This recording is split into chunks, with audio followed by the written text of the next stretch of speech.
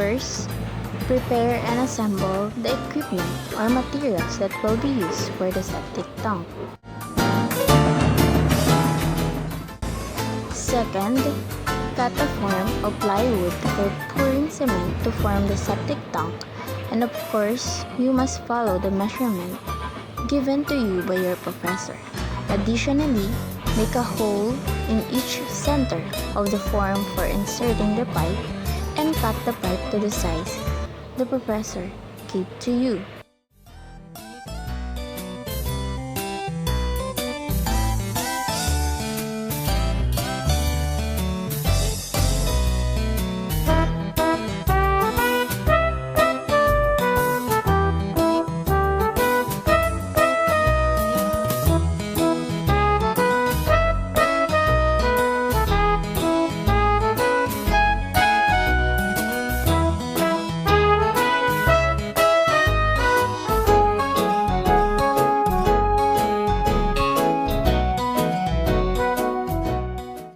Third, prepare a cement and sand for pouring cement into the septic tank.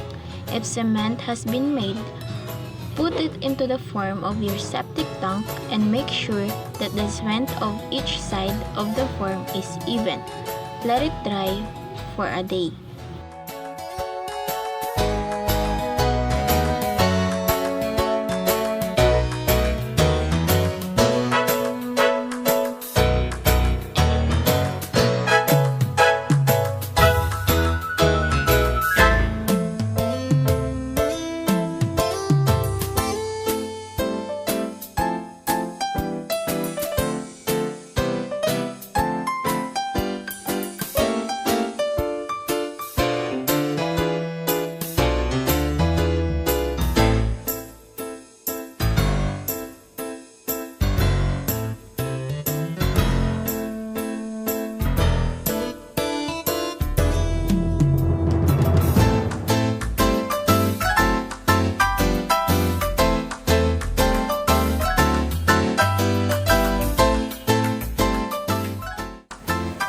Fifth, after the form in the septic tank and the manhole are dry, remove the form and clean the septic tank.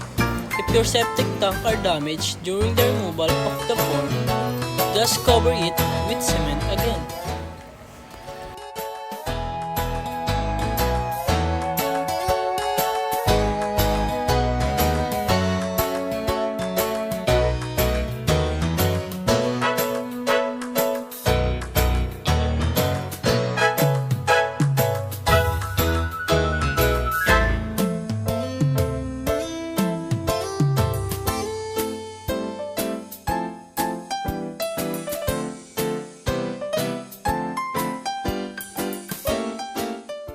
Finally, after building the septic tank, put water in it to test whether it's functional or not. Then, if it's functional, then you did the right thing with the septic tank. But, if it doesn't work, you have to repeat what you are doing with the septic tank because you did something wrong in building it.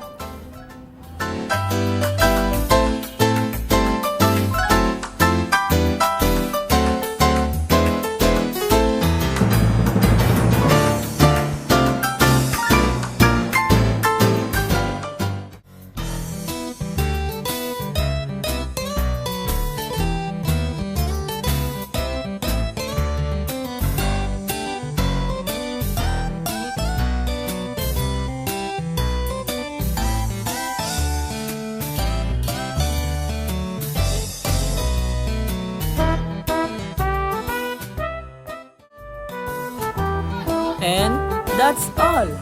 Thank you guys. Mama chup chup.